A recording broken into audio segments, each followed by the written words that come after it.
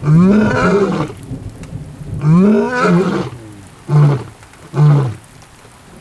and welcome to another exciting episode of Nature Nexus, connecting the web of life. Today on Nature Nexus, we are going to explore the untold truth, how conservation became a policy. Before national parks, before wild reserves, before conservation became a global movement, nature existed without protection. But as humans expanded, something began to change. Forests disappeared, wildlife vanished, rivers ran dry.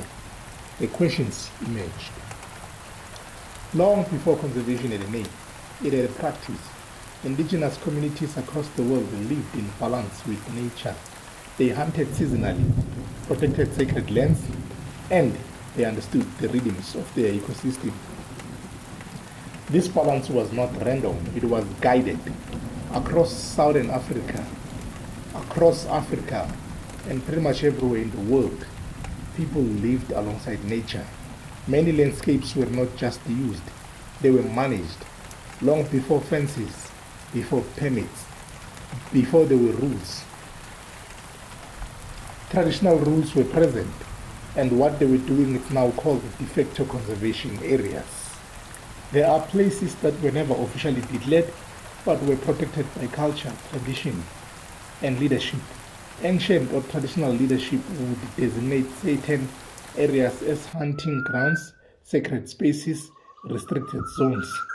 Access to these areas was controlled.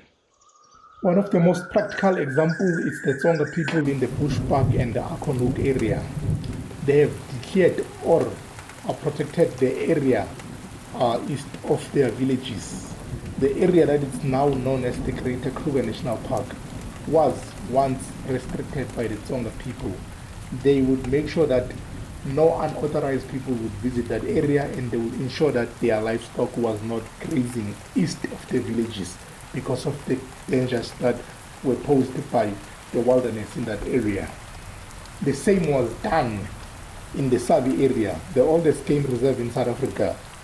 The Sabi Nature Reserve was in fact restricted by the Tsonga people, and the name of the area was Ulusabe, the name given to the river and the dangers that were posed by the river. The direct translation of Ulusabe means the place of great danger. These areas were restricted to serve many purposes. For example, game meat, seasonal hunting, animal skin for clothing and cultural identity, medicinal plants harvested with deep knowledge, traditional practices, ceremonies such as the initiation, and spiritual activities. Perhaps one of the most important rules was take only what is needed. In places like Shushu Emifolozi Park, the Zulu leadership enforced control. Hunting, wild areas were not open to everyone.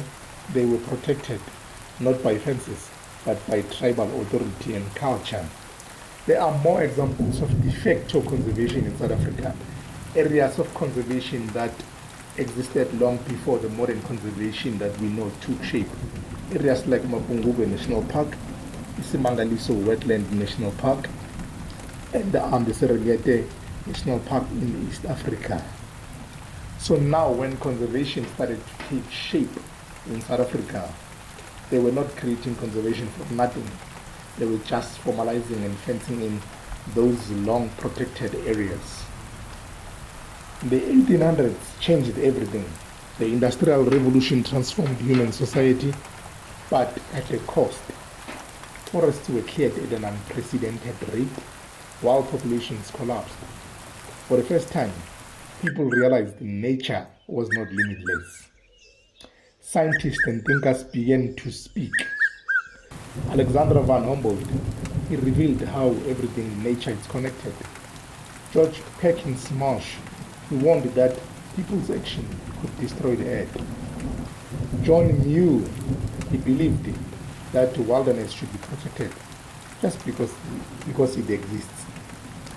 In 1872, the world witnessed a turning point, the proclamation of the first national park. For the first time in history, land was set aside, not for profit, but for preservation. On the 1st of March 1872, President Ulysses S. Grant proclaimed the Yellowstone National Park as the first protected area in the world. Now conservation became a policy. While conservation was growing globally, South Africa was facing its own crisis. Wild populations were rapidly declining due to hunting and land expansion. In 1898, a critical decision was made. The Sabi Game Reserve was established following the decline in number of large mammals and the discovery of large groups in the Sabi region in Mpumalanga. Paul Kruger was the figure behind the proclamation of the Sabi Game Reserve. In 1926, a milestone was reached. The Kruger National Park was born, and it evolved into the world's most iconic protected areas in South Africa, a symbol of conservation success and one of Africa's greatest wildlife strongholds. South Africa had a dark history, and the history of conservation is deeply tied to it. Most of the protected areas in South Africa were declared and developed during the colonial or apartheid era, often excluding the same communities who had lived with nature for generations. People were displaced, voices were silenced, and conservation became something done to the people, not done with the people. In modern day conservation, the focus has shifted from exclusion to inclusion, where people and nature coexist. The conservation stewardship projects are helping people become part of nature. There are multiple examples. One of the most common used one is the Makuleke project in the northern part of the Kruger National Park. Conservation began as a response to destruction. Its future is now reliant on unity. Thank you very much for your support. Please like, subscribe, let us talk in the comment section. Join us again on another interesting episode of Nature Nexus. From me, it's goodbye.